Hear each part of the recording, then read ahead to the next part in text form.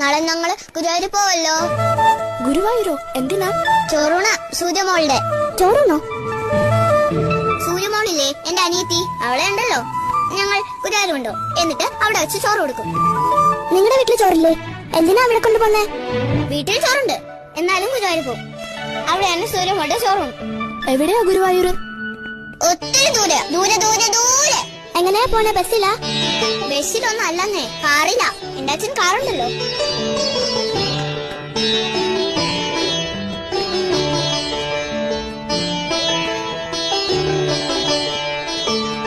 ഈ ചോറുണ്ടെന്ന് വെച്ചാ എന്താ ജാനിക്കുട്ടി?